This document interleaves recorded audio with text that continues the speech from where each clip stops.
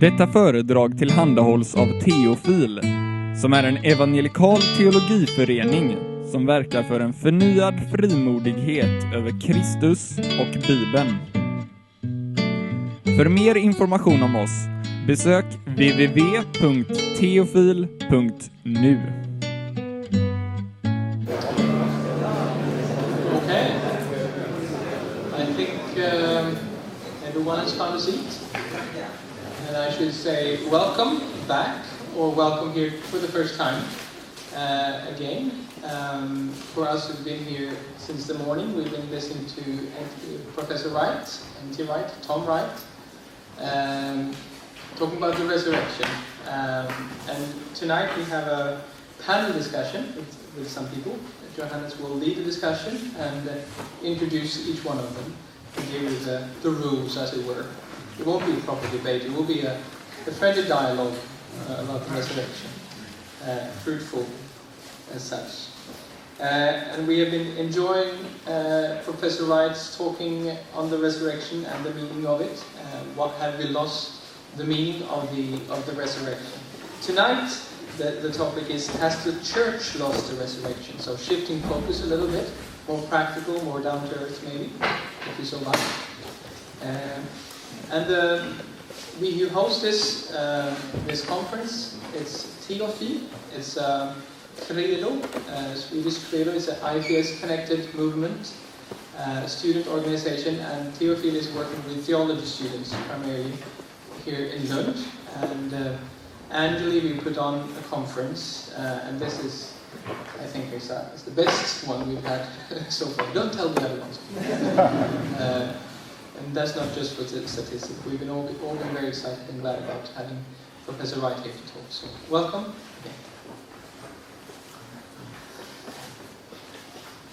It is rumored in academic circles in Britain that one of the Friday entertainments among professors is to pick up a PhD thesis written by a Swede in what is supposed to be the English language, and they read aloud and laugh. So maybe we can say something. Is that correct? You want to go to one? Okay. We thought that maybe a perfect gift for Professor Wright to bring back home to Britain would be a video panel session held in Sweden. Yeah. So this is our thank you gift. Okay. The topic of this evening is, has the church forgot the resurrection?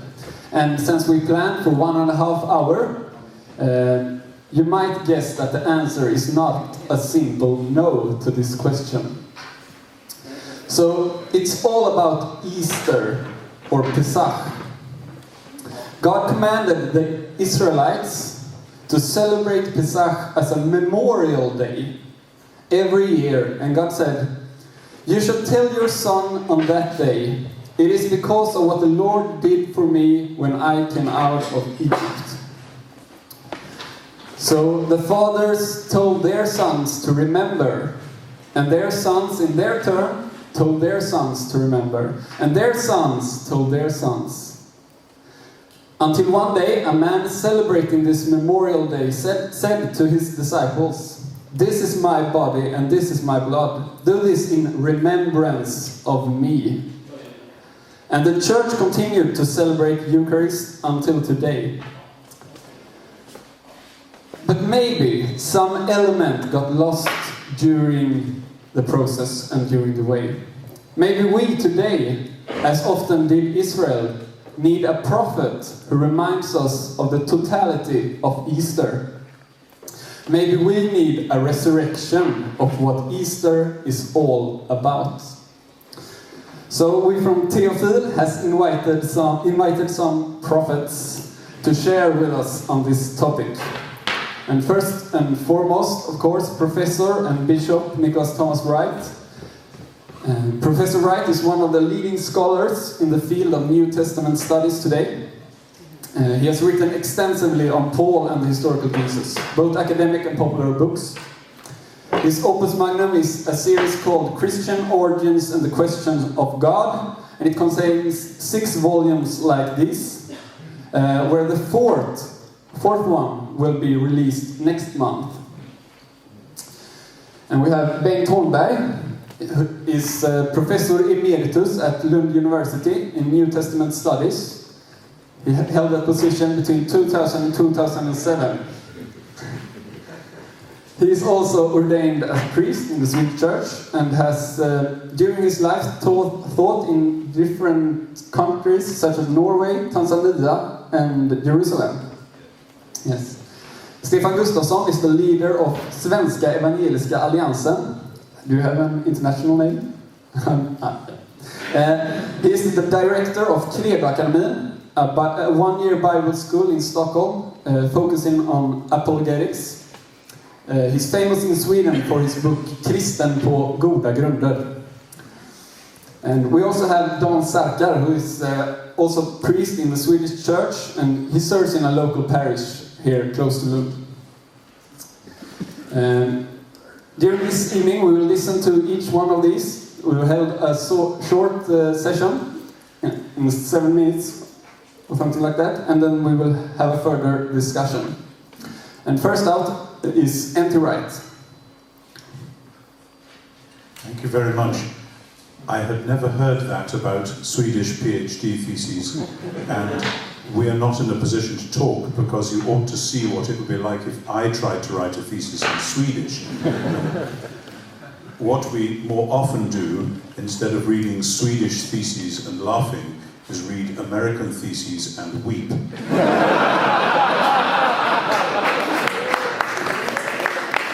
Apologies to those Americans who may be in the room.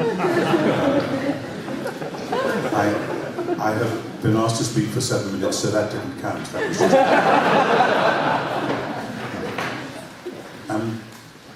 I was fascinated by this question, has the church lost the resurrection? Because I think my answer is, in the Western church, largely yes.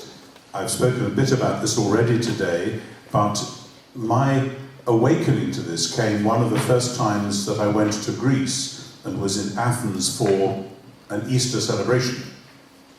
And I realized we don't do anything like this at home. They really do Easter well, and it's a whole community event, and it goes on, and people have different ways of celebrating, and there is a real excitement about Easter which seems to grip them. Now, the West and the East churches split off from one another 1,000 or so years ago, and in the West we developed particularly a theology of the cross, and I think the East actually needs that as well, more than they have it, but they carried on with a strong theology of resurrection and new creation, which is often very exciting when we Westerners encounter it. Instead, I find in the Western world, even when Christians are doing their best to represent a true Orthodox biblical Christian faith, the hymns, the prayers that we use in our liturgies, the way that people often preach, even on Easter itself, is much more about going to heaven than it is about resurrection and new creation.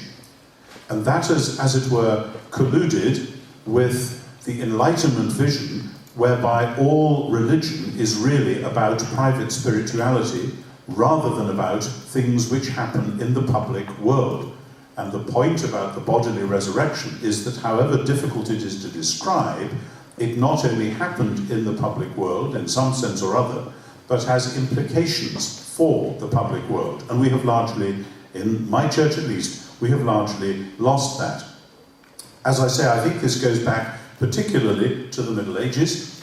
If you go to some churches in, say, Italy, and look at the paintings, the frescoes, the murals, then the ones from the early or Middle Ages sometimes have depictions of resurrection, where you have, as in Ezekiel 37, bodies coming up out of the bones coming up out of the ground and turning into bodies and so on. They're trying to talk about that.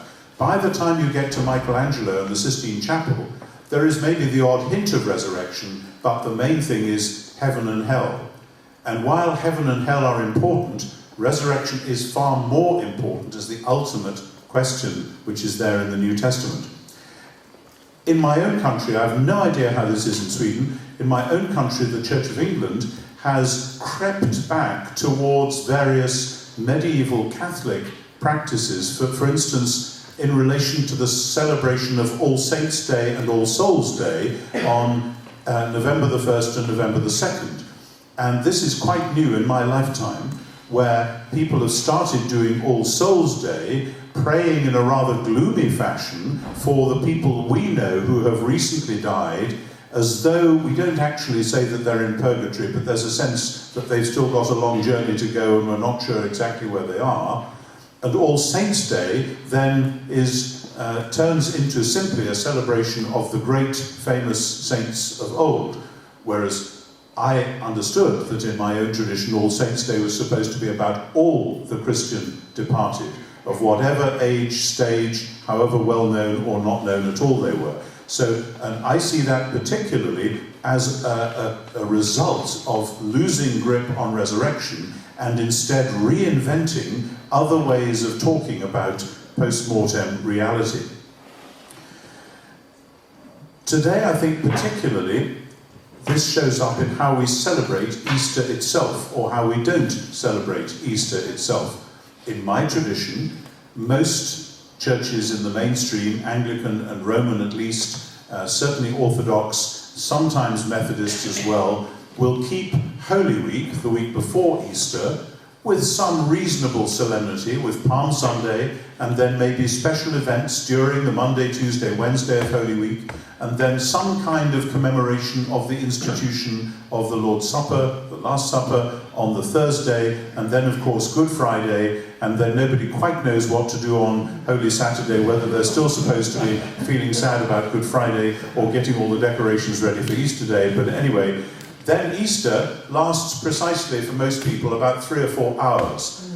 You've had Holy Week for a week, you've had Lent for 40 days, and you have Easter as a big party, often early in the morning, and then people go on holiday and sort of forget about it. And the choirs who sing the music for all this, they too usually schedule their vacations to start on the afternoon of Easter Day, so that instead of having an 8-day party or a 40-day party, as I would really like, in which the church actually got out and celebrated in public. When Paul says rejoice in the Lord always, and again I say rejoice, I don't think he just means feel happy inside yourself in a rather sort of introverted way. I think in the world of ancient Greece and Rome, rejoicing was something you did on the street, and people knew you were celebrating something. I think the reason why we don't ourselves take Easter very seriously is that we don't even think about celebrating it. As a hint, and I say this in my book, Surprised by Hope, you might start by having champagne for breakfast for at least 1 week. It will surprise and perhaps delight your family. Believe me, I tried it. They were surprised. As a result of all that, our culture, in Britain at least, has so far forgotten what Easter is about and how the story works through Good Friday and Easter, that sometimes on the radio and the television, and even in the printed lists for television programs, they will refer to the Friday as Easter Friday, which just, if you understand it, shows the illogic of it. Good Friday is Good Friday, but they now think of it simply as a miscellaneous holiday which is inconvenient because you never know from one year to the next which weekend it's going to be on, and people don't know why that is. You mentioned Passover, Pesach. It is of course tied to the lunar cycle, but most people are so far removed from it they haven't a clue what that's about. That's understandable in the secular world. It's unforgivable in the Christian world. Easter is the major festival, and if we've lost it, shame on us, and the sooner we recapture it, the better. I think that was 6.5, 7 minutes. 7 sharp. Okay, next out, Stefan Gustavsson.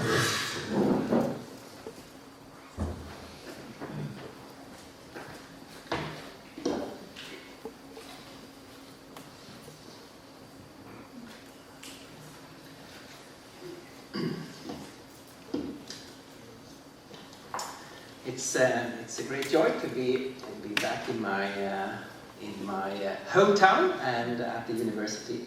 and it's of course a great privilege to sit on this panel. It's deeply humbling, so I felt I need to stand up to compensate for my lack of authority.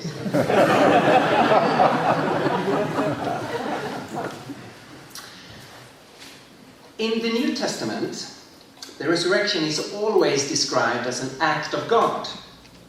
Jesus did not rise by himself, or because of a very rare way nature can behave.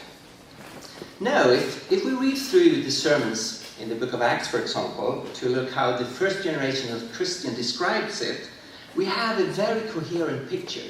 They always formulated as an act of God. So on the day of Pentecost, Peter is saying, "But God raised him from the dead, freeing him from the agony of death." That's chapter 2. Chapter 3, Peter again speaking, "You killed the water of life, but God raised him from the dead." We are witnesses of this. In chapter 4, Jesus Christ of Nazareth, whom you crucified, but whom God raised from the dead. Chapter 5, the God of our fathers raised Jesus. And we could continue all through the book of Acts. God did something. This is exactly the point where we have our biggest problem in our culture. Since the Enlightenment, we have either doubted or denied the existence of God, or we have doubted or denied God's involvement in this world. So we have generally rejected all the miraculous things in the gospel. Jesus did not walk on water. He did not turn water into wine. He did not feed 5,000 people. This is fair enough. If we are on our own on this planet, then we are on our own. And miracles do not happen. And as a consequence, of course, we should give up, I think, the Christian faith. Because it is founded on the miracles. But a lot of people try to handle the situation in another way. They do not want to leave the Christian faith, but they do not want to challenge the assumptions of the Enlightenment. So what to do? Well, a common way is to start to construct the hierarchy of miracles without changing the assumption that miracles cannot happen. So, we hear a lot of Christian theologians and leaders saying, walking on water? No way. Virgin birth? Probably not. But they keep the door open a little bit. Resurrection? Yes, that's a non-negotiable. It cannot happen, but it is a non-negotiable. Very strange situation. How can you live with that? Well, maybe if you start to reinterpret the non-negotiable that Jesus rose or was raised from the dead. So then people try to reinterpret it.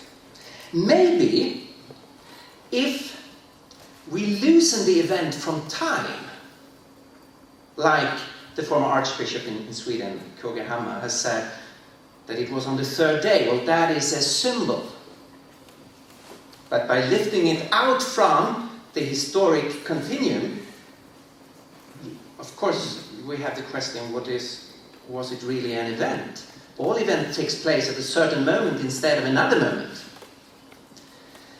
Or we try to loosen it from space. It was a non-bodily, non-physical, non-empirical event. It was, like Hans Küng has said, something happening within God's dimensions, not here. Or most commonly, we try to loosen it from being an objective event. So, instead, maybe it was a subjective event happening to the disciples. It's something about their inner subjective world. So, like Bultmann, even if the bones of Jesus is still in the grave in Jerusalem, my heart can be on fire and he can live within me. There is a very prominent example of this way of reasoning from Carl Reinhold Bråkenhielm, who is professor in Uppsala, and who is a very important figure within the Lutheran Church in Sweden. He is the chairman of the theological committee in Sweden. In this book, God and Darwin, it's a dialogue book between an atheistic biologist and Carl Reinhold Bråkenhielm. They are discussing relationship between faith and science. A lot of good stuff, basically showing there can be a coherence. But they are also coming into the question of the resurrection. Bråkenhielm, he identifies himself as a modified theist. He does not believe God is acting into his universe. He's a modified theist. God is sustaining his creation, but he's not acting into it. He is present in creation, but he's not working in any other way than through the natural process of his creation. Now, how then can we believe, if this is the true picture of God and the world, how can we believe in resurrection? Well, Bråkenhielm says, the resurrection of Jesus is non-negotiable. He has done away with the other miraculous events in the Gospels, but the resurrection is non-negotiable. And I would like to give you a quote of how he then argues. Being a modified theist, saying the resurrection is non-negotiable. He starts by quoting Hans Kung from On Being a Christian. This is the quote. The resurrection cannot be a historical event in the strict sense. It is not an event which can be verified by historical science with the aid of historical methods. For the raising of Jesus is not a miracle violating the laws of nature, verifiable within the present world, not the supernatural intervention which can be located and dated in space and time. There was nothing to photograph or record within the grave. Bråkenhielm affirms this quotation, and then he goes on. But can you do this in any other way than construe the underlying course of events as a divine breach of the natural law that dead people do not come to life again? And here is his answer. The answer depends on how we perceive the possibilities of faith to transform and renew. In itself, there is nothing peculiar with the idea of religious experience implying a fundamental upheaval for a particular person. But the stories about the resurrection of Jesus hint at the unique and unprecedented new creation of a human life. Maybe the idea of creative matter can offer an opening. The resurrection could be described as a distant analogy to a course of events that, in a more immediate sense, can be seen in nature and in biological evolution. The first cell arose from the primeval soup. In a similar sense, Christ rose. In reality, this is a course of event which was already apparent on the cross. Jesus faced suffering and death with a faith that recreates and transforms. Amongst his followers, his death did not create a despairing resignation, but faith. If I understand his answer right, he says, how can we believe in resurrection if we don't believe God is acting into the world? He takes 3 steps. He first says, it depends on the possibilities of faith. So he moves the whole discussion to the area of faith, not an actual event. It is about faith. It is about the transforming power of a religious experience. Secondly, he gives an analogy of how life arose in the primeval soup. So it's something that is a possibility within nature. And thirdly, he thinks that Jesus illustrates it by the faith he showed facing death. And Jesus' faith was transferred to his disciples.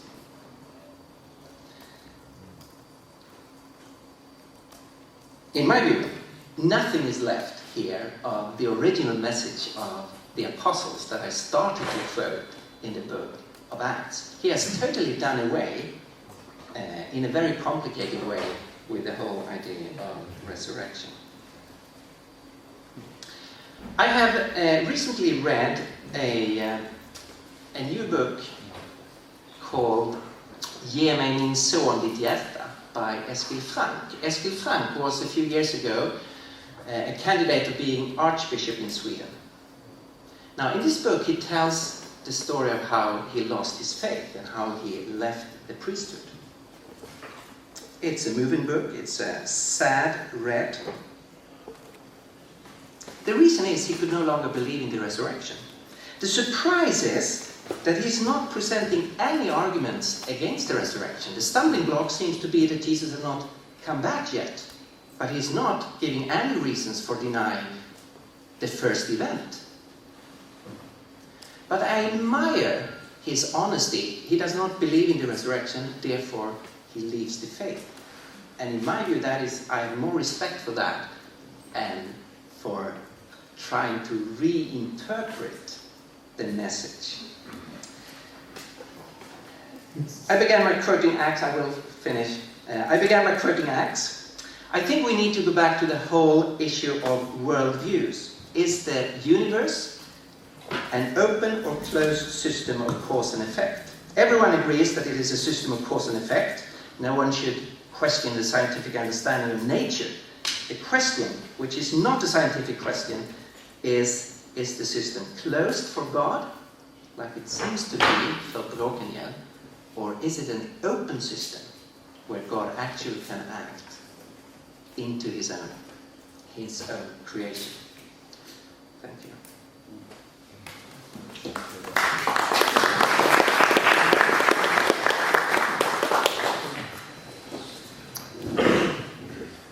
Professor Holmberg. Well, I have been asked to say something, reflect about if there is a kind of climate welcome to discuss or investigate or to say anything about the resurrection of Jesus in an academic milieu, and if that has changed. And of course, such a task is a very big one. You could go on for hours and days, perhaps, so this will be a very shallow, generalizing type of reflection from me.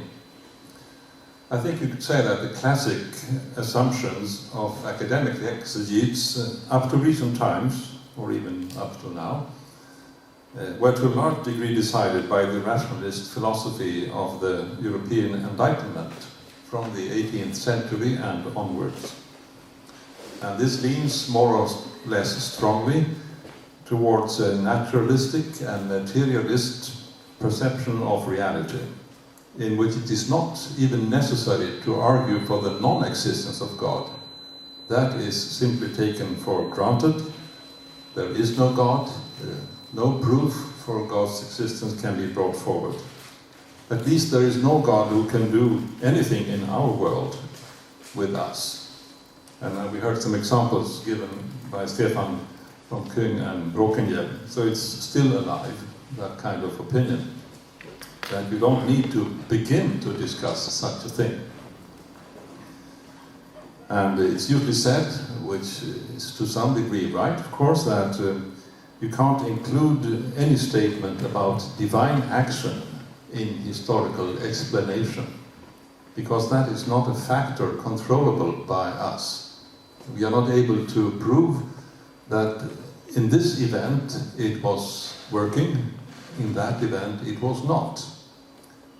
God works in mysterious ways, not discernible to us. So historical research is limited. It can only investigate our everyday, normally operating human world, and leaves everything else aside as necessarily outside what can be grasped by human knowledge. And that is why, for example, Bart Ehrman, a well-known American scholar, who started as, you could say, almost a fundamentalist evangelical, and now has lost his faith. And I just stumbled upon a discussion between him and the Christian apologist William Craig. And in that discussion he says about the resurrection that any other explanation or hypothesis on why the tomb of Jesus was empty on the third day is vastly more probable than the Christian hypothesis that God rose him up from death, or raised him up from death to everlasting life. And he proposes to a degree of about 90% a social construct. It is believed because people have sort of agreed or been persuaded to believe so. Stories are invented and told to give coherence and meaning to the bewildering flood of perceptions that surround us every day. We must try to make the world meaningful, and so we make the theories. We sort of construct the reality. This is inevitable. And common knowledge consists of interpretations and perspectives propagated in clever ways by those who are in power. So the first critical question one puts to new or old ideas brought forward is not, what is the evidence for this? That's a typical rationalist question, but rather, who says this and why? Who has interest in spreading this view of reality or the facts of a case? And that is an attitude which has a lot of roots in Marxism, but also in feminism, which are much more interested in a kind of power analysis than in epistemology. So every opinion, every truth put forward is seen as a kind of power game. You say it because you want it to be true. That is a kind of opening idea. You think this is true because you want to think it is true. But can no real truth be had? No, not very easily. So truth has been degraded to opinion, and that means that my opinion is simply my truth. It may not be your truth, but it is mine, and who can decide? One is as good as the other.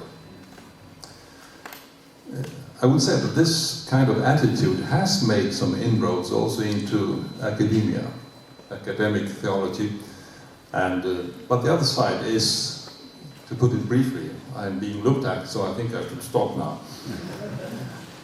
Something about the possibility and desirability of investigating the evidence on the resurrection of Jesus.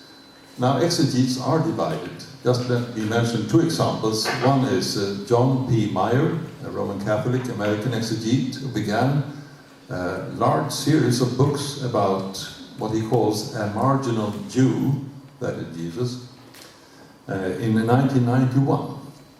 And in the first of those books, in 1991, he said that I will not discuss the resurrection of Jesus at all in all this work, because this is so much, you could say, caught up with or caused by faith that it cannot be agreed upon at all by any scholar. The Christians will do, of course, but not the other. And as we remember, God can't be included in historical explanations, so this has to be left out. Of course, you could say, and I have said it somewhere, that I think you should have treated this in the same way that you treat the miracles of Jesus. In volume 2, he devotes more than 500 pages to discussing them. Well, the question he leaves out, he says openly, it is, are these miracles? Well, that's a God question, he says. I leave that out. He only treats the question, did they happen? And a good number of them did happen, according to Meyer. Historical probability points to the fact that many of Jesus' healings actually did take place. But he can't discuss the role of God in that. And my other example would be N.T Wright, that the resurrection of Jesus can and should be investigated. It is a historical fact in the meaning that it had great consequences and repercussions in researchable history. It's the beginning of Christianity, to put it briefly, and so it should be investigated as much as we can. And you wrote a book of 800 pages about it. Thank you.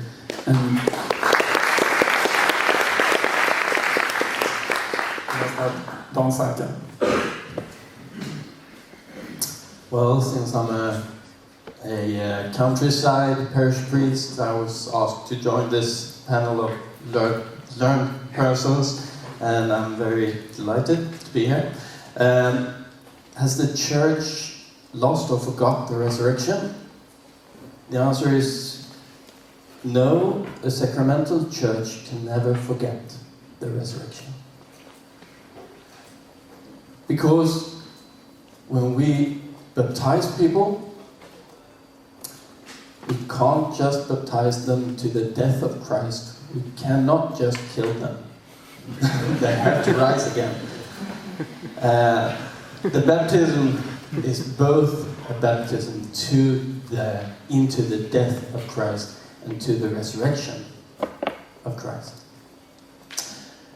And likewise, in the Eucharist prayer, we confess the death of Christ and we proclaim the resurrection of Christ until He returns. And lex orandi is lex credendi. What we pray, the words we use when we worship, that forms our beliefs. So I don't think that a sacramental church can forget the resurrection, lose the resurrection. However, I think the church has lost the story of the resurrection, of what happens after life, not after death, after life at all. Our story is not normative any longer. At funerals, it's not uncommon to meet Christians who think they're going to heaven, and non-believers who are confident in that there is no God, but He will welcome them in an eternal life.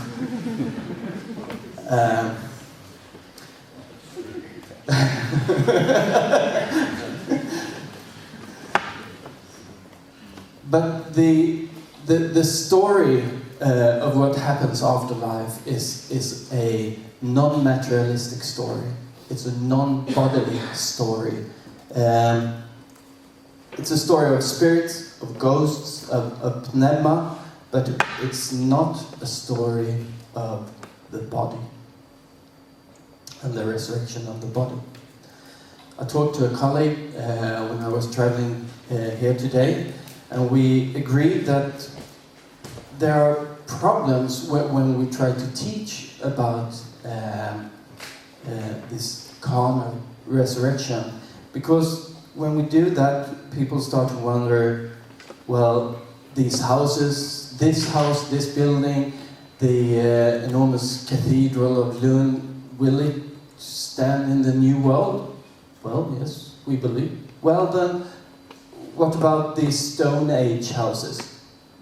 Will they be in the new world also? And the people from back then, will they? Well, what age will we have? What clothes will we wear? And are we going to play trumpets or electric guitars? The point is, this raises more questions than it raises hope. So my question to you, Professor Bishop Wright, is how should we think and teach and proclaim the hope of the resurrection of the body? Let me finish with saying that for the church, I think that people meeting the risen Christ reminds us of the resurrection, of the power of the resurrection. Let me tell you about a couple of persons from our church. Jonas was Broby's, my hometown's, worst criminal. He was a drug dealer. He tried to cheat his friends, like drug dealers used to do. They didn't like that. So they beat him so heavily that he fell into a coma. He was treated in hospital for 7 months. And when he woke up from that coma, he had met Jesus. So the first thing he did when he came to the trial against the friends who had beaten him, the first thing he did was to forgive them. Now he comes to church and he sits side by side with Werner, a retired police officer from Germany who has moved to Broby for some reason. I don't know why. And when I see them, I see the power of the risen Christ. Whatever could make these two persons love each other. And old and young, men and women, natives and immigrants, everything, all the people that we meet in church, they are united by the risen Christ. There is a power in the resurrection that transforms lives, not only 2,000 years ago, but still today. The other person I'd like to tell you about was Lennart. Lennart was a drug addict who became a Christian. He joined our Bible study group. And one day when we read from Philippians chapter 3, the Lord Jesus Christ, who will transform our lowly body to be like his glorious body by the power that enables him even to subject all things to himself. When we spoke about what that meant, and Lennart understood that Jesus, in his glorious body, there were still marks of love in his hands, in his feet, in his heart, in his body. And when he understood that our bodies will also be transformed in a way like Jesus' body, then there came tears in his eyes, and he showed me his arms with marks and said, "So you mean that even these marks will glorify Christ? Then I haven't lived in vain." A couple of months later, his heart couldn't stand it any longer, and he died, waiting for the resurrection of his body.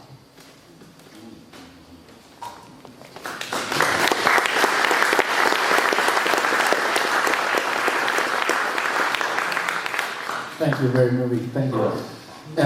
There's many ways to go about. Now I think we will pick up from N.T Wright, and let us begin by the extended celebration of Easter. The celebration of Easter has to have some content, I think, other than champagne maybe. Yeah. What aspects would you want to focus on during the celebration of Easter? And maybe we can pick up on some things that has been said here. Thank you. Yes, I found these responses, these other presentations extremely interesting. There's lots of things I'd like to pick up, but your question relates in my mind to what we just heard. How can we make sense of this? In my book, Surprised by Hope, I've argued that if we really believe that one day there will be new heavens and new earth, in which God's justice and glory will be there fully, and that we will share that bodily, then we can be resurrection people, and there's very much what has just been said. If we are working in the present for justice on the one hand, and beauty on the other, if the church is not seen to be working to have things put right in the present, we will only ever do it partially. But if we believe that God has begun that in Jesus and will complete it at the end, then we should be people who, in the strength of the one and in anticipation of the other, are working for justice here and now. And likewise, if we believe that God has already made a beautiful world, but it is flawed and failing and full of ugliness as well, but that one day God's glory will fill the world like the waters cover the sea, then we should also be people who are doing beauty and encouraging art and music and so on. And in all sorts of ways, in the church and out of it. If we are doing those, then it will make much more sense if we are talking about the new life, the new bodily life of Jesus. And those two are quite wide in my mind. It's not just justice in terms of criminal justice or international justice, though they're very important. Before you started to tell those stories, I was thinking of a place I know in Durham, where there was an old school which was no longer needed by the school authorities, and a group from one of the churches took it over and turned it into a place where people who suffer from very serious mental or physical disabilities go for most of each day, instead of sitting in a home where they are just sipping a cup of tea and watching mindless stuff on the television. They go there and they do all kinds of projects, one of which is they have these young men with severe disabilities. They can't walk properly, they can't do very much. Sometimes their minds are not in good shape, but they're taught how to mend furniture. And people bring broken chairs, tables, and under supervision, these people who are themselves broken are nevertheless putting things right. And I find that an extraordinarily powerful signal and symbol, and it was done by the church without anyone telling them to. They just thought this was a good idea. And it's when you see that kind of thing, suddenly you think, actually, whatever you say philosophically, post-enlightenmentally, about God intervening or not, and as I said earlier today, I don't actually like the category of miracle because it implies a deist cosmology in which there is an absent God, which is not a biblical view of how things are at all. But if you're doing all that kind of stuff, at whatever level it is, it makes much more sense to talk about Jesus being risen from the dead and about God making a new world and making us over again as well. So that's just a short, brief first answer. I will leave the mic open. Anyone wants to comment? Okay. So I think we have heard the question raised about worldviews and the importance of worldviews, and I have a quote from N.T Wright here. I will read it. He says that, "Were it not for the astounding and worldview-challenging claim that is thereby made, I think everyone would long since have concluded that this was the correct historical result." And he's talking about the resurrection, of course, that if one tries to show the historical evidence for the resurrection, some people may be blocked by the worldview. And I know, maybe someone would like to comment on that and how we can challenge someone's worldview.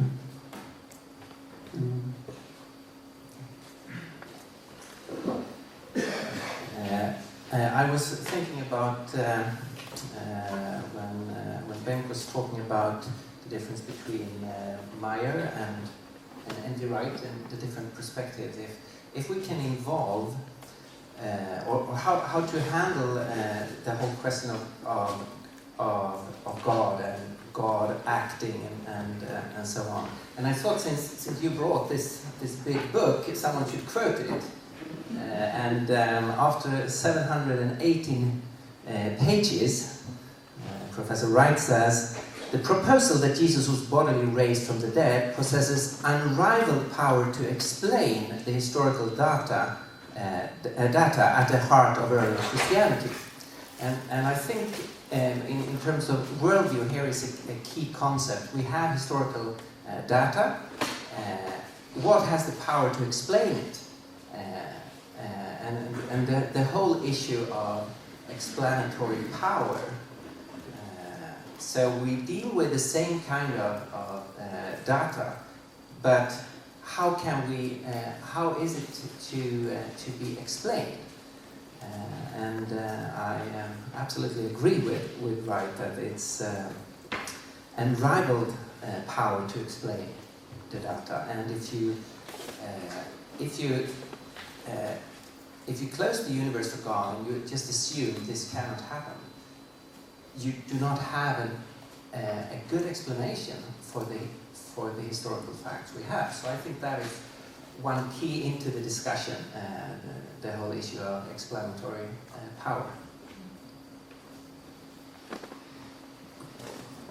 Perhaps one could add that there is beginning to be a climate where the old and good slogan or program can find more, you could say, be put more into practice, that whoever proposes a hypothesis has to bring the evidence. And atheists are not, you could say, privileged, but their view is not true from itself, from the beginning. And of course you can give an atheist explanation to the evidence about the resurrection, but then you have to argue for it, and the other way around. And maybe the climate is beginning to be so open that both are accepted, because everybody understands that there is no such thing as a simple truth. It is always a perspective included. And the subjectivity of our knowledge is to be taken for granted, presented, and used, so to say, and argued for. And that, you might say, is beginning to be a little different in academia.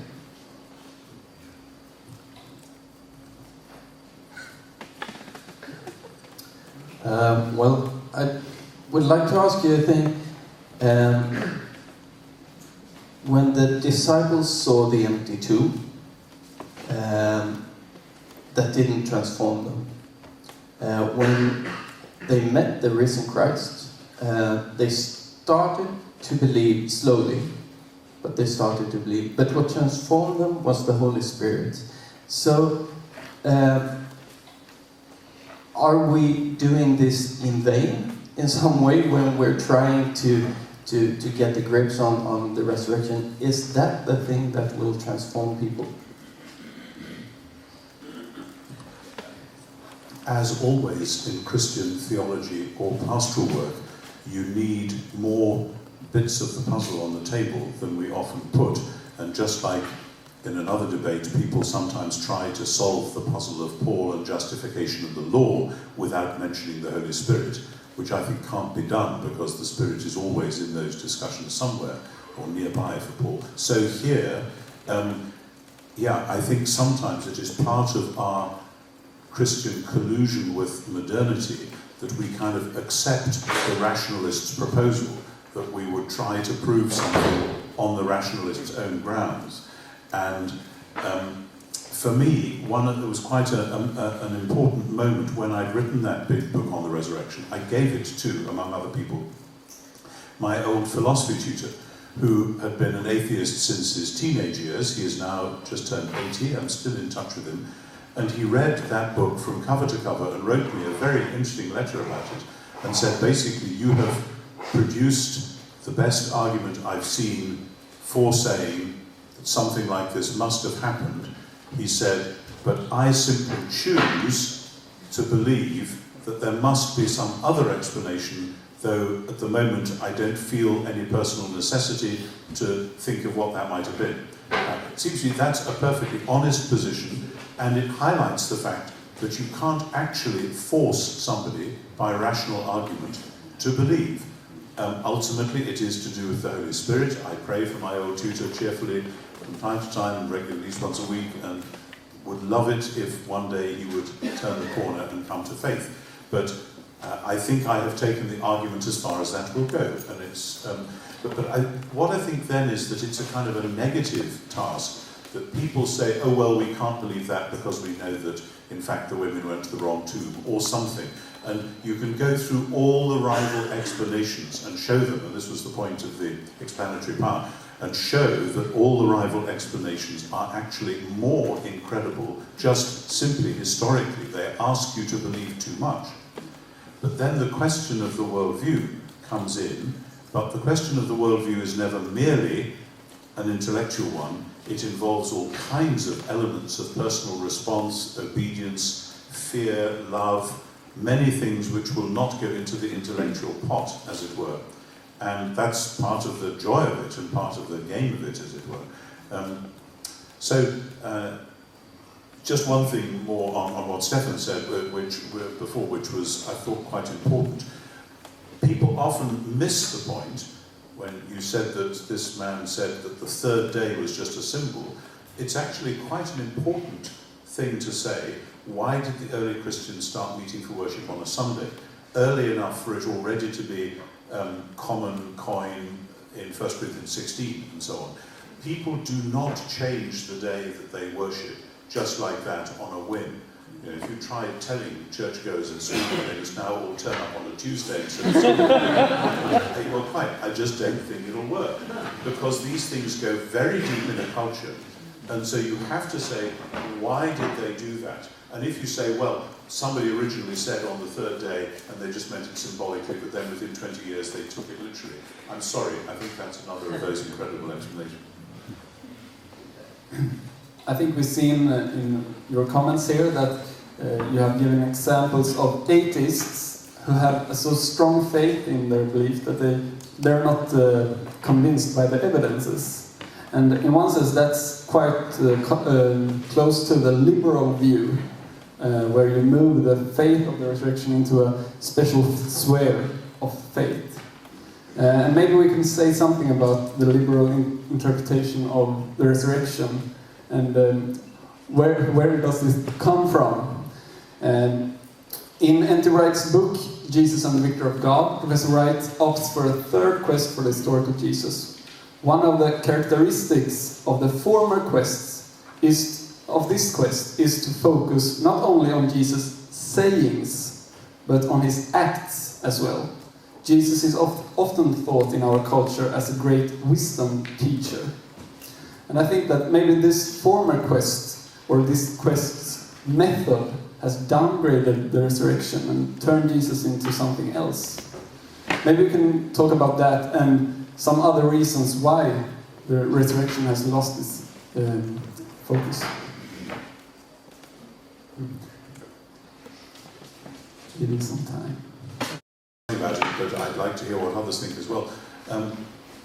The story of what is broadly called liberal theology is quite complicated and goes back a long time through the 19th century and so on, has many twists and turns. So just as it's dangerous to say all conservatives or all evangelicals or whatever think A and B and C, it's dangerous to say all liberals do X and Y and Z. However, there are some strands, and they don't always think of themselves as liberal, but some strands, particularly in the Bultmann school, which from a neo-Kantian perspective philosophically in the early years of the 20th century, and then particularly picking up the existentialist perspective of Heidegger, because Bultmann and Heidegger were colleagues in Marburg, everything got focused on sayings and ideas and beliefs, which was able to be presented in terms of a Lutheran doctrine of justification by faith, faith as an internal experience. So it all collapses down into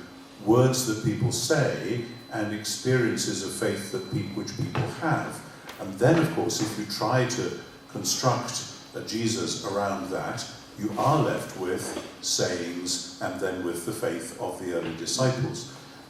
It seems to me that the proper response to that is not to take it in its own terms, but to do the history. One of the interesting things, Ed Sanders, who I've mentioned already a couple of times today, a great modern American historian of early Judaism and Christianity, Sanders says that looking back over the 20th century, things took a wrong turn after the First World War, when Bultmann and existentialist theology were really coming in strongly, whereas before then, there were many New Testament scholars who were really historians, archaeologists, papyrologists, etc. And there were people like Deismann in Germany who were trying to understand the whole historical picture of the first century and to locate early Christianity within that.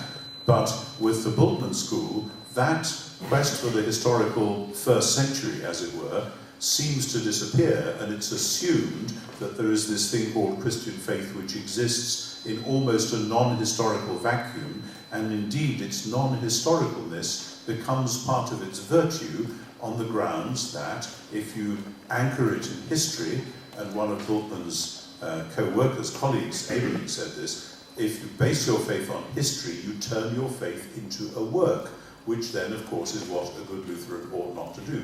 Most of you in this room will know that better than I do. And so it seems to me there's lots of turns and twists and tangles, and in a sense, the rejection of the bodily resurrection is both the cause of some of that and the result of some of that. And it gets very complex as to how it works out with different theologians. But the right answer again and again and again is actually history. Let us study the first century as best we can for all it's worth. I want every coin, every papyrus, every this, every that, researchers to work it all out. The more we know about what life is actually like, the closer we will be to finding out how they actually thought and believed. And I think that is an ongoing challenge, but it's a very positive one. As the more you do it, the more it makes sense to understand early Christianity in its own terms. Sorry, that's a miniature version of a lecture, which...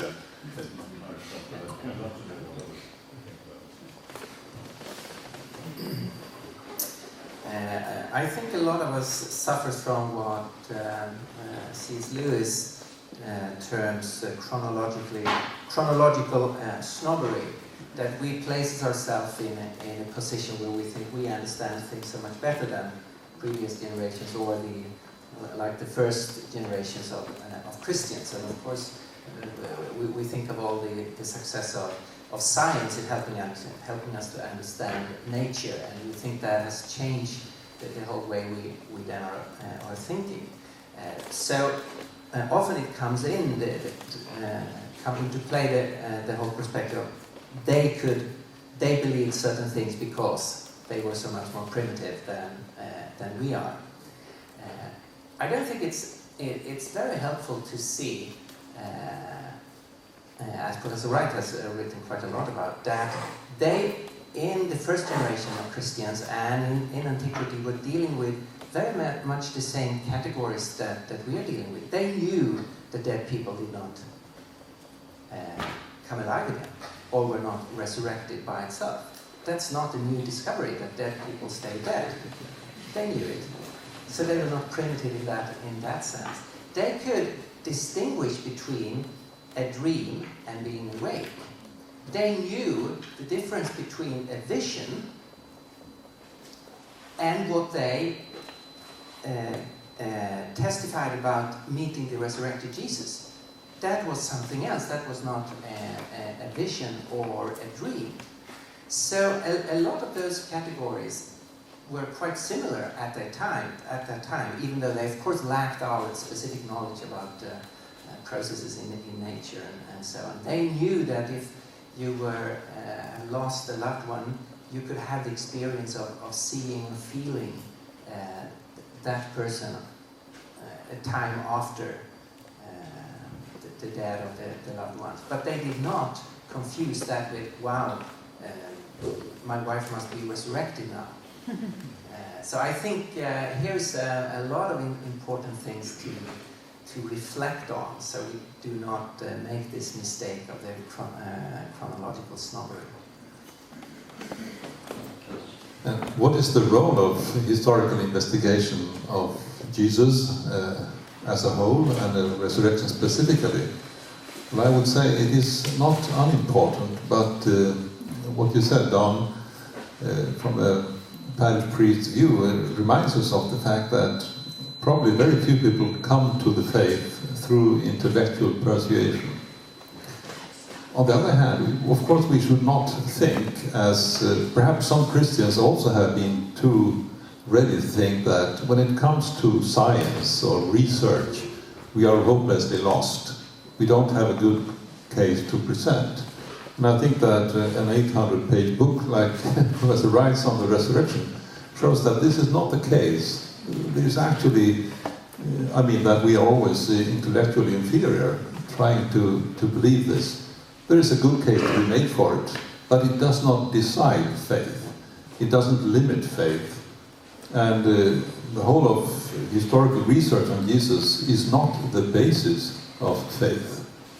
So faith has to be entered to and welcomed on its, in its own ways. And that has much more to do with what we pointed out, life lived. a conviction turned into, you could say, flesh and blood reality, that it convinces far more. But this is a kind of, you could say, preparatory study in the very limited field of scientific research, which does not cover and cannot explain all of reality, especially not when we come to the larger reality above us, the divine world, God, the creation, and so on.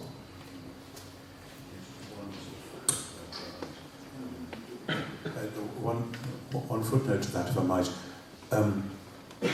I fully agree, historical research on Jesus is not a great way to bring people to faith. However, in my experience, a great many Christians in several different traditions have actually forgotten what the Gospels are really talking about, because they hear the Gospels in little 10 or 12 verse snippets week by week, and often preached about as little moral lessons to get you through this next week. And they have lost the big picture of what the Gospels are saying, which, in the words of another book, which I think is not yet translated to Swedish, the Gospels are telling the story of, quote, how God became king, unquote. That is so huge, so counterintuitive in the post-Enlightenment world. It's about theocracy. And theocracy is a dangerous word in our world. It reminds us of mad clerics with a hotline to God telling everyone what length their beards should be or whatever. There's two of us here which are in trouble here. But the point about theocracy is, which God are we talking about? If you're, and here the deist problem is acute. If you're talking about a deist God, he sounds like a rather careless, faceless bureaucrat in the sky. We don't much want him to be in charge. But if you're talking about the God we know in Jesus of Nazareth, then that's very different. And that's why the historical research is important. Not to give you a different Jesus than the one you find in the Gospels, but to give you the Jesus that the Gospels are desperately trying to tell us about, and that the Church has managed to hush up. And it seems to me that the more we do the historical research, the more actually the Jesus of the Gospels comes up in three dimensions, and is very compelling, very much more attractive than the thin, insubstantial Jesus, the teacher of a few moral truths here, who then happens to go and do a messy thing at the end, which somehow sends us to heaven. You know, that's what a lot of Christians think. And Jesus is much more interesting than that. And sometimes it takes the historical research to generate fresh oomph about where we're going with all of that. It's true. I think it's very important that this study work is done, that this research work is done for the church, because that provides us with the good arguments. We must show people that we have the best arguments in this case. But how is it? Do you think we could challenge this liberal, subjective, Platonic, deistic worldview that is ruling in the academic world, in the church world, in the community? I think that's the question I want to pose to you, each one of you, and that you would give. There are different kind of groups here today. It's a lot of pastors and priests and students and theological students and all the like. Could you give them your best tip or your best tips about advice? How should we do this? If we agree about what you have said today, what should we do in order to remind the church about the resurrection? And what would you want to lift up as important for the church to do?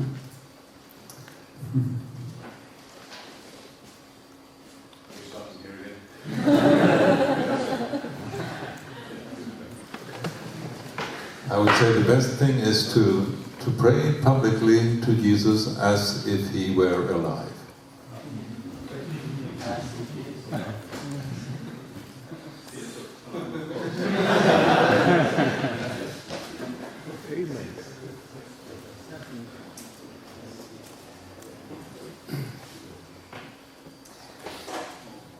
Well, there's a lot of things that comes to mind.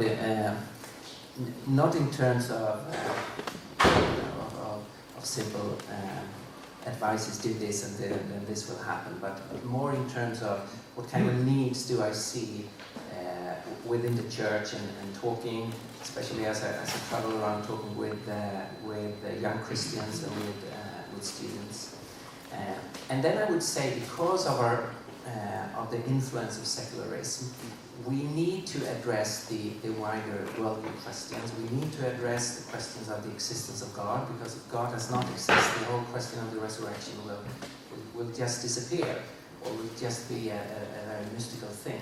So we need to address those bigger worldview issues. We really need to do what we are doing at this conference, to dig deep into history and to see the explanatory power that the resurrection gives to the historical data. And we need to do what Professor Wright so powerfully is doing, to connect the resurrection as an event to the whole scope of the universe. This is about God rescuing the whole world. This is about the future. This is not an isolated event. Did he come alive again or not? But it is so much bigger. Often we have discussions about the isolated event. Did it happen? But we need to see how that is connected to the whole history of the cosmos and all that is that it is related to.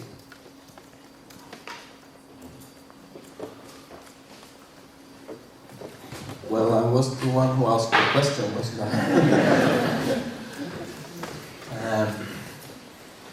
I think that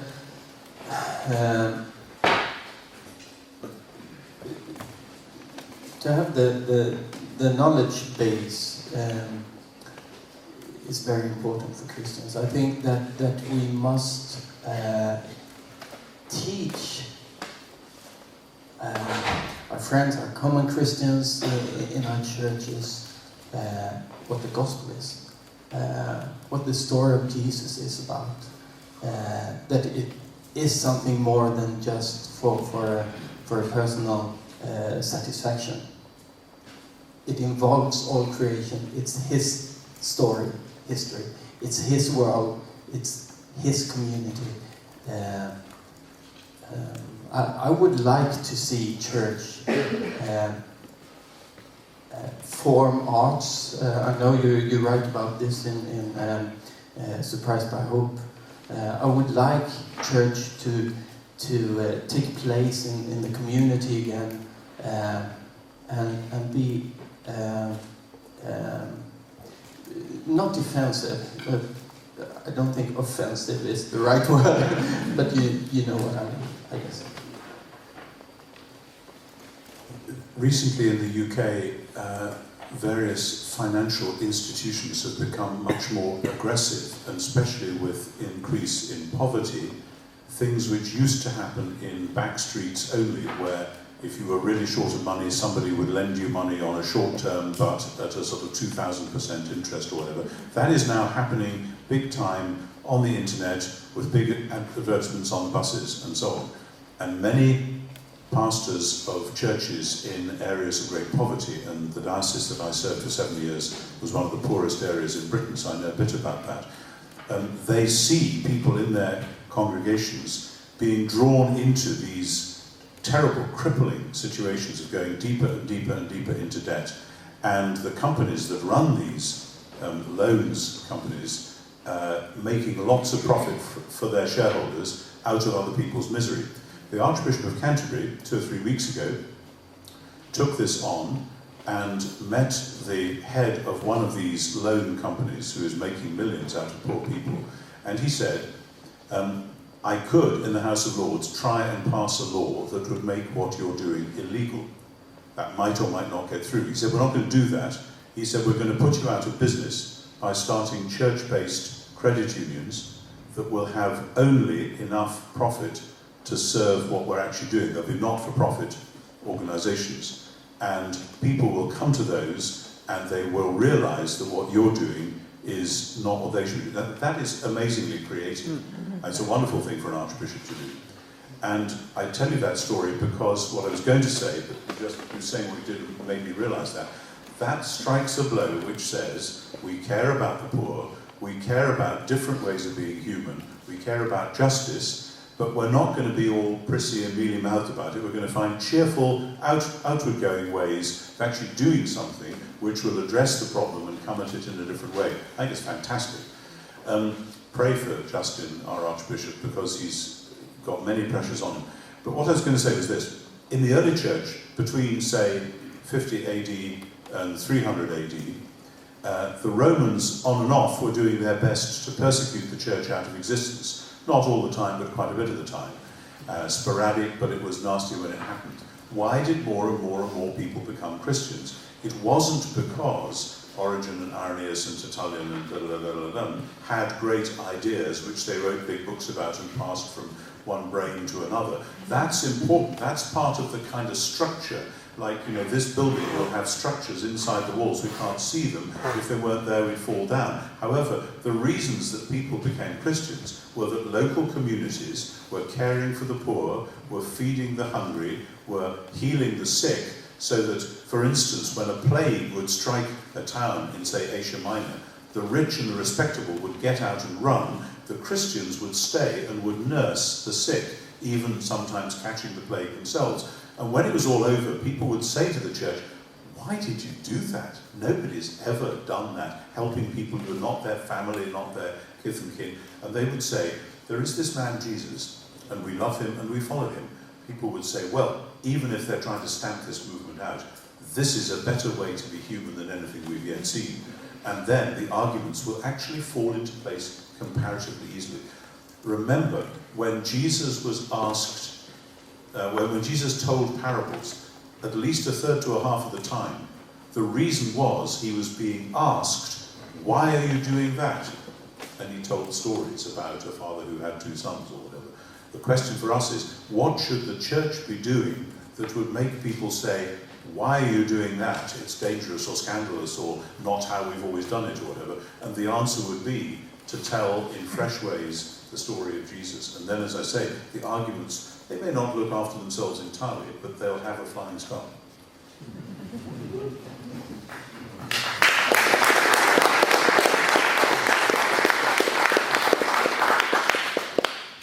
Maybe we should open up for some questions from the audience. Okay, over here.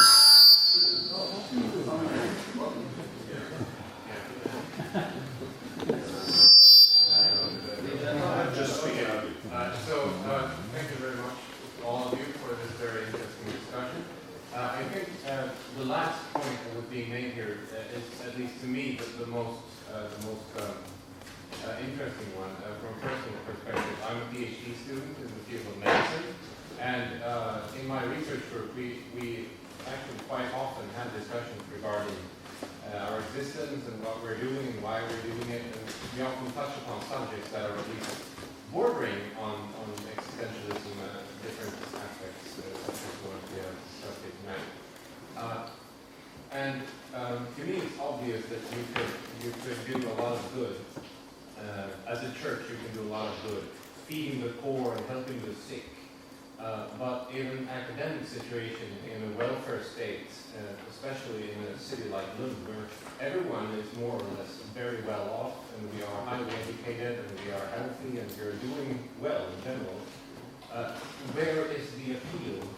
And how is the church addressing the fact that most people no longer can relate to the concept of sin? They don't, I mean, when I talk to people about my faith, they don't see the point. They don't see why they need a Savior.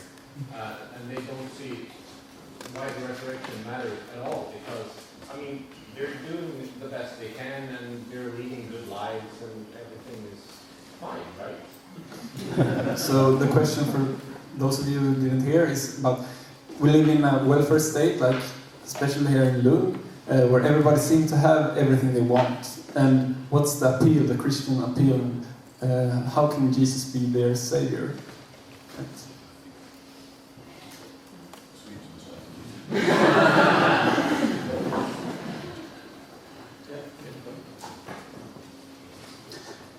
Well, Per, I think you have people around you that you love, and you see what their needs are in this happiness.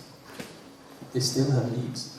And the people you love, in what way can you serve them in their needs? And when you start there, things will get dangerous.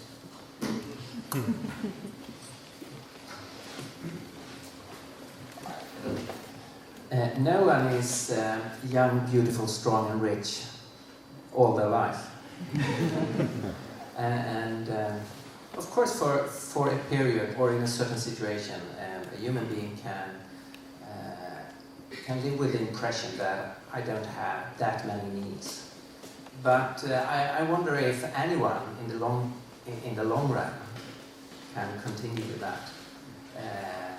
Everyone faces one's own limitations and weakness, and if we are honest, our own brokenness and inner corruption, sooner or later. If we see in this welfare country where huge groups do not have much of financial needs or that kinds of needs, we also see that questions of inner emptiness and loneliness is epidemic.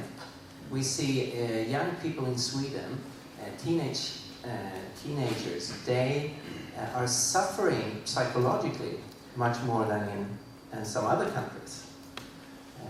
We have a lot of problems with self-destructive behavior and suicide and so on. So even though this is a very nice city, we shouldn't paint it too slick picture of it. I think there is under the surface, there is also in this kind of situation all kinds of struggles and pain and so on, which the Gospel actually addresses. One of the big problems we have in our culture is that we are not really open with this, I think. This is things that we generally, as Swedes, try to handle ourselves. And we do not share our situations that easily, compared to some other countries, I think, where people tend to be more open in relating to those questions. So here we have a lot to learn from other countries. I think we can, with a lot of the immigrants coming in and different cultures coming to Sweden, that will change our culture to the better in this respect.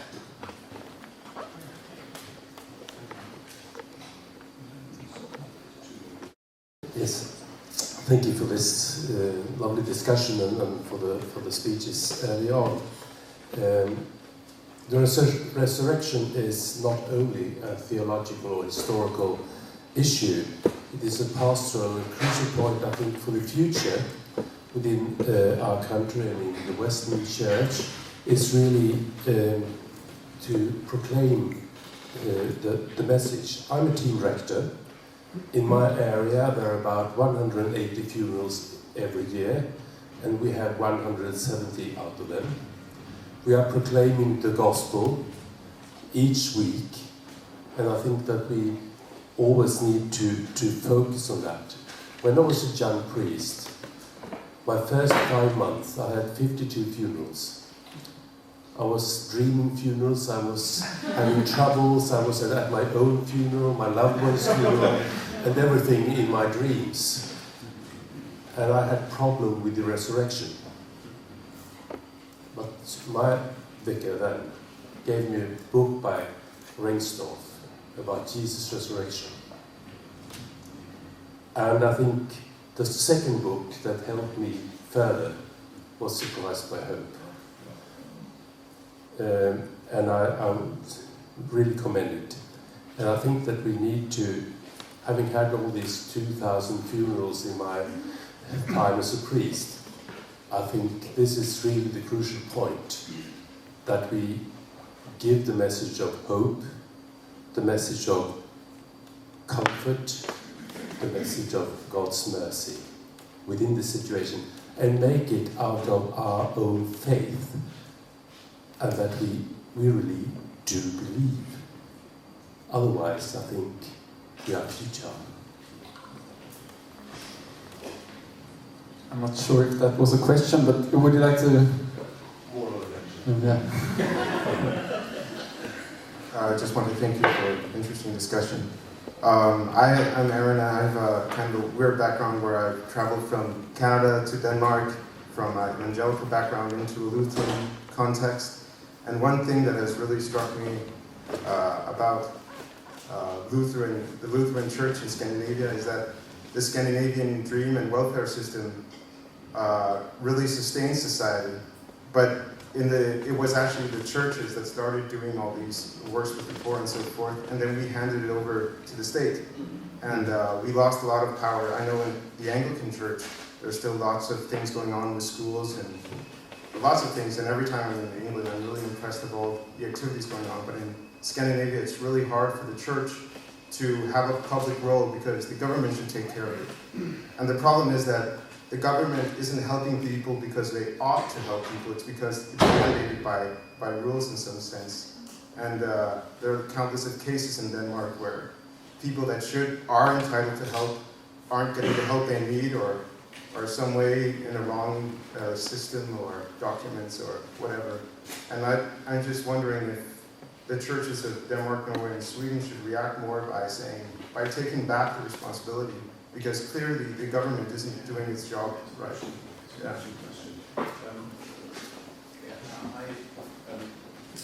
When I was Bishop of Durham, I was involved in quite a lot of things in the public life because of the public role that bishops have in church meetings and so on. So I've seen exactly this problem. The problem is that the state now has assumed, ever since the Enlightenment actually, that in Britain, that it's in charge of hospitals, it's in charge of education. Those were two classically Christian things. Until the Christian movement, nobody was doing education for everybody. Nobody was doing medicine for everybody. It was for the rich and those who could afford it, or for your relatives. This was a church thing, and we should celebrate the fact that actually this has got into public consciousness as a wider obligation. However, when the state takes over something, the state is very capable of distorting it, of twisting it, setting up new rules, for instance with a system of requiring doctors and nurses to perform abortions, whatever their conscience, etc., and lots of other things. I know this is a touchy issue, but lots of other things like that, where the state says, now we run this. And so here's the other thing that the church has to do. The church has the vocation, ever since John 16, to speak the truth to power. And there's a lot of distortion of power, corruption, etc. The media think it's their job to tell the powerful what they should be doing. But the media and the powerful regularly collude, and it is in fact the church's job. And we have become bad at that, we've not been used to it, we don't know how to do it, we need to recover it. Not in a negative, carping, slighting way, but in a positive way. And the other thing I want to say, actually, I didn't realise that people in Lund might feel like that, and I'm intrigued, because I don't think we have many places in the UK where that is a problem, the problem you describe as a problem. But we live in a global village, and there's awful things going on down the road.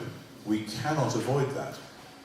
Obviously, it's nice for us, nice for me in St Andrews, nice for you in Lund, that St Andrews is a peaceful and cheerful university town, and people are reasonably well off, and rich American golfers come there to play, etc., etc. But we are part of the global family, and it's part of the church's job to campaign on things like global debt, on things like climate change, which is going to affect the poorest regions of the world, etc. And we need to be more concerned about that, and not simply because that's where you see the effects of sin writ across the world, and it come back to haunt us if we simply live in a bubble. Talking about the Swedish situation, it was partly deliberate from the side of the state to take away some of the responsibilities from the church and run by the state. Whatever we think politically now, it is a fact that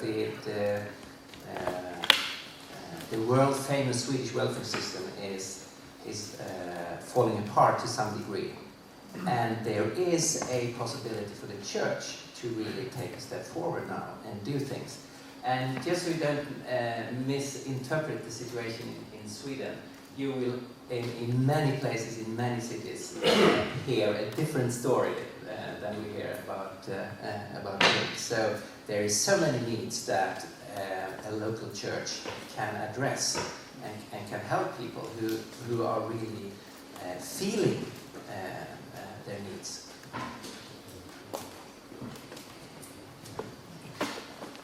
I was on a Fresh Expressions conference in Cambridge, an international conference last week. The Anglican Church, the Methodist Church, and other churches are seeking new ways to try to be church in the modern society. And what struck me there was that they did not start by thinking about what activity the church could do. They started with, what do I love to do? Which people do I love around me? And what are their needs? And when I can see that, I can start build relationships between different people, and then we can start an activity. But it always has to start with love. That it is the love of the poor, it is the love of the needy that will change and transform the society, not the church's activities.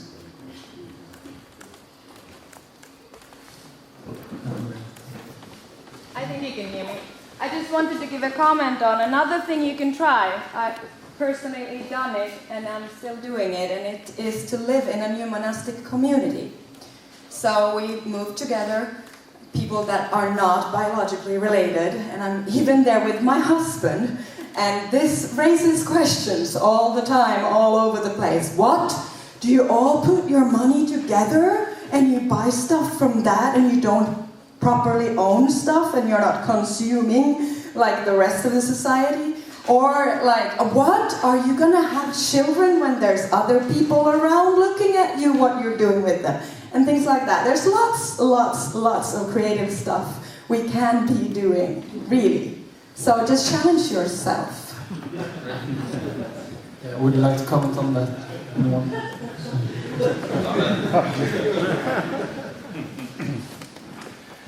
I was eating supper with a friend here in Lund, and I just explained what I'm doing here. And then I told her about the resurrection and what it means to the world today, and she just asked me a question that I couldn't answer. She said, why can't we see that death is defeated? And I had problems to give her an answer, because death is still giving us a hard time.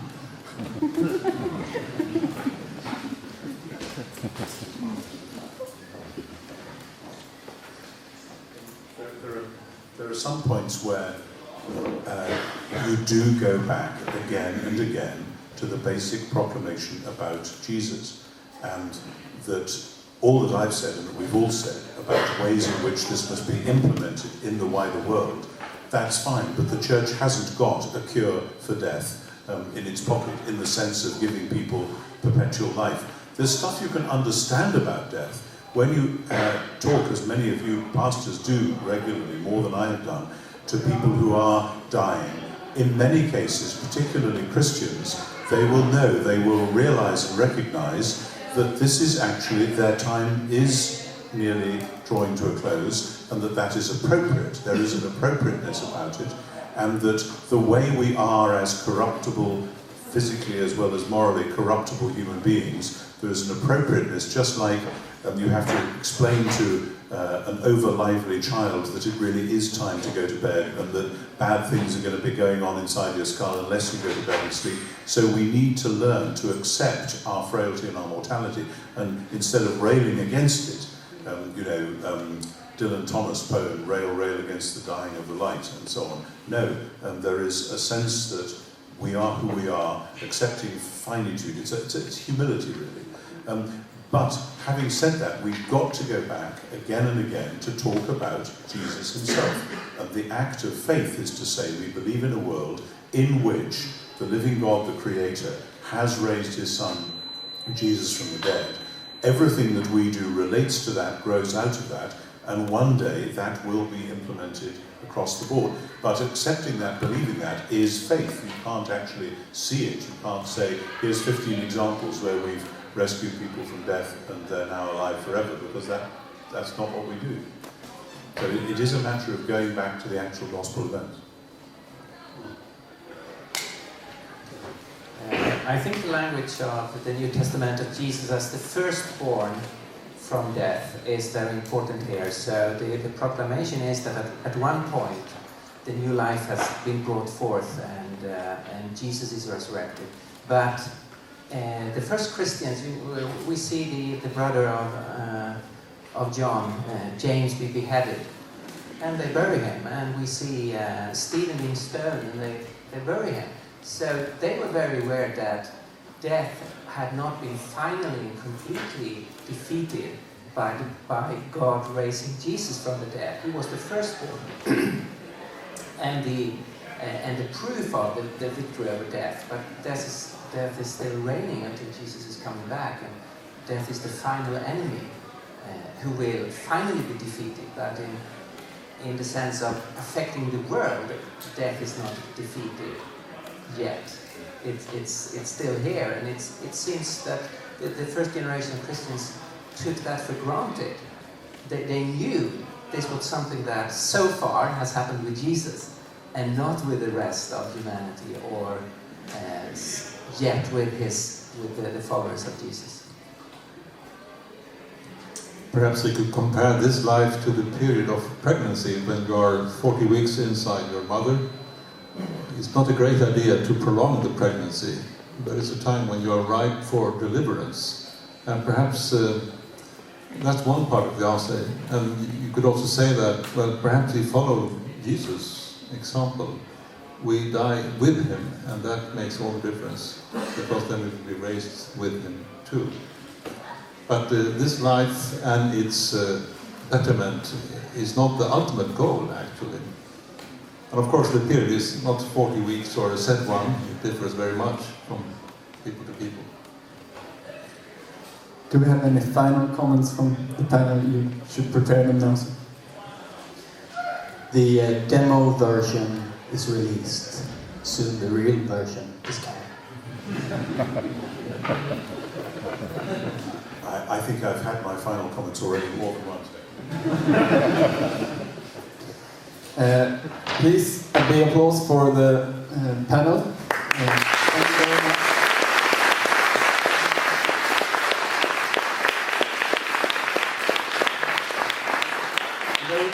There will be some refreshment in the hall, so please enjoy yourself. We have to be out of here in 45 minutes, so yeah.